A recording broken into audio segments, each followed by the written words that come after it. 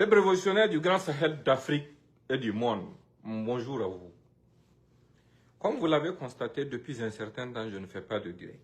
Parce que j'étais en mouvement, en permanence. Je bougeais beaucoup pour la bonne cause.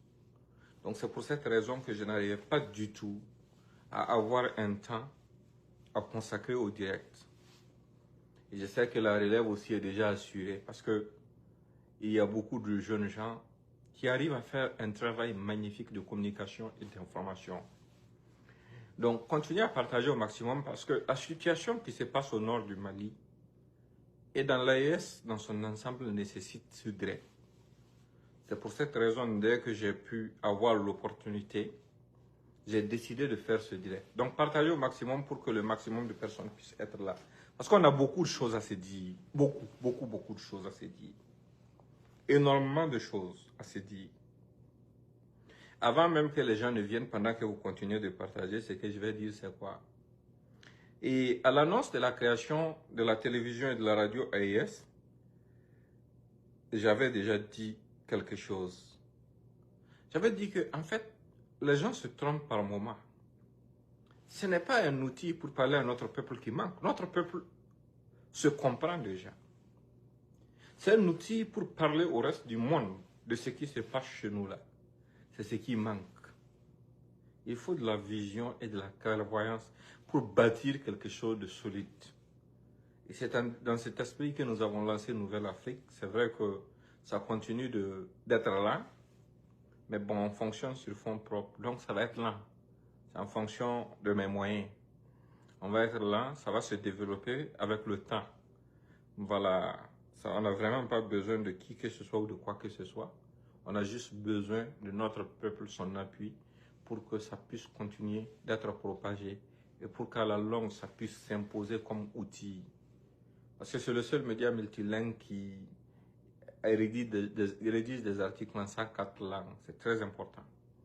Donc, partagez au maximum. C'est pas ça le sujet, mais je voulais commencer par ça le temps que vous continuez de partager pour que les gens continuent de venir au maximum. Quand on sera à 1000, on va commencer. Quand on sera à 1000, on va commencer. Partagez. Partagez le direct. Voilà, parce que c'est important.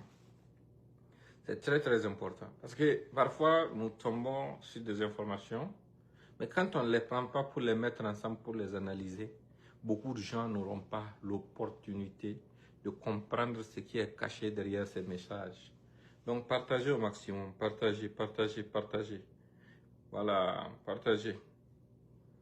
Donc, c'est ça qui est là. Un instant.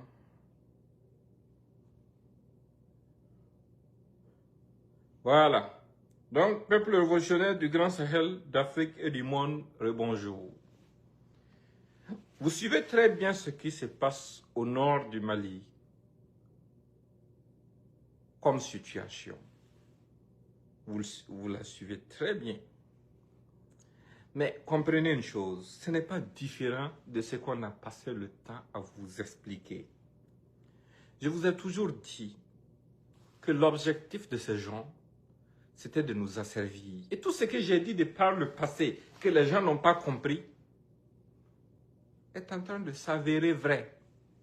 Parce qu'eux-mêmes sont en train de confirmer ce qu'on a dit. De par le passé, j'avais fait une remarque. J'ai dit que ces gens ont égaré certains de nos frères. Ils les ont égarés en essayant de nous diviser, de diviser nos communautés, d'amener des gens de chez nous pour déguerpir leur propre village.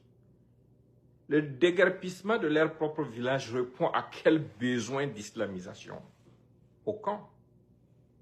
Ça libère la place pour le grand remplacement. Et je l'ai dit à plusieurs reprises. Ils sont venus nous le confirmer. On revient sur ce que vous avez déjà vu certainement. Sur cette vidéo. Sur cette vidéo où le soi-disant porte-parole d'un narco-terroriste dit ceci. Un instant.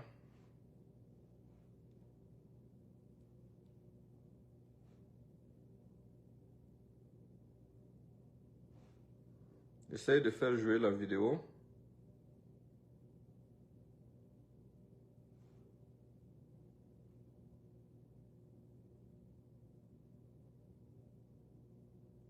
Un instant, je vais essayer de faire jouer la vidéo.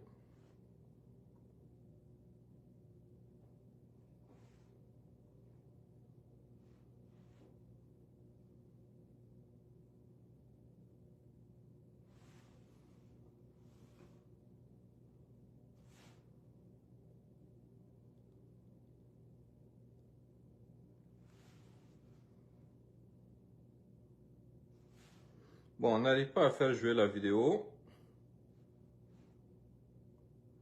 Bon, comme je sais que beaucoup d'entre vous ont déjà vu la vidéo.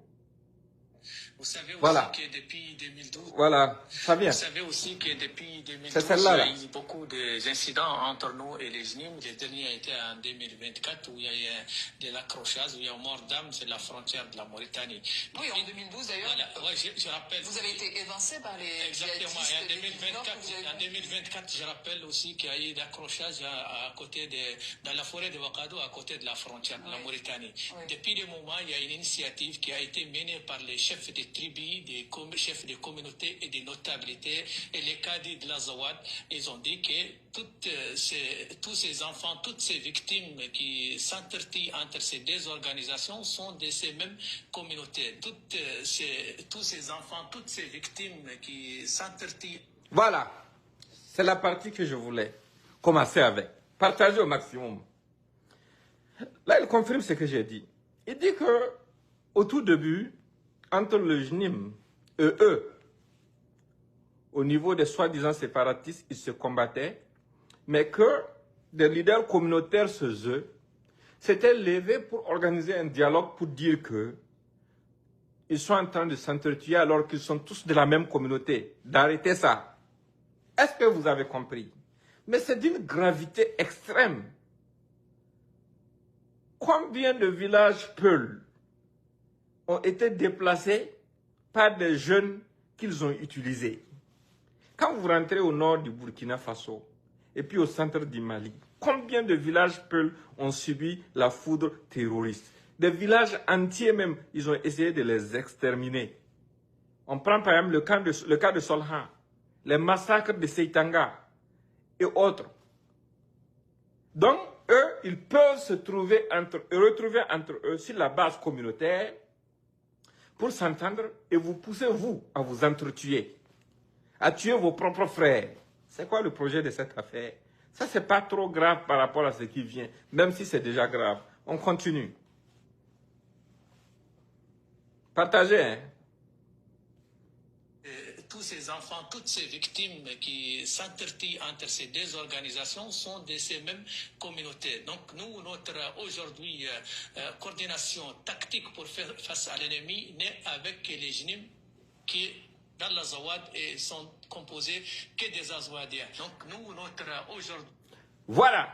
Il dit que aujourd'hui, leur coordination tactique avec les JNIM pour attaquer le nord du Mali qu'il appelle Azawad, puisqu'Azawad n'existe pas, que ce n'est qu'avec le JNIM de ces œufs qui est constitué de communautés de ces œufs.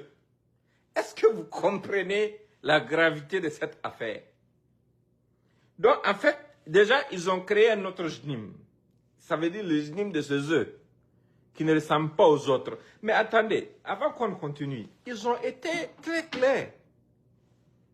Ils ont été très clairs depuis longtemps sur leurs ambitions et leurs objectifs. Et je vous l'avais répété à maintes reprises. J'ai dit, ces gens-là, avant de commencer ces histoires en 2012, ils s'étaient rappelés de 1990. En 1990, Iyad était un séparatiste qui voulait l'indépendance de la soi-disant Azawad. Et quand les choses se sont mal passées à cause des communautés Peul, Songo et Bozo et autres qui se sont associés pour créer le mouvement Gandakoy, ils ont échoué. Ils sont revenus à la charge avec une nouvelle stratégie. Maintenant, la nouvelle stratégie consiste d'abord à diviser la communauté. Ils ont commencé d'abord chez les Sonrai pour dire « Ah non, vous voyez, vous les Sonrai là, vous êtes nos cousins, on vit ensemble, donc il ne faut pas vous laisser faire, on est en train de vous massacrer. » Les Sonrai ne les ont pas suivis.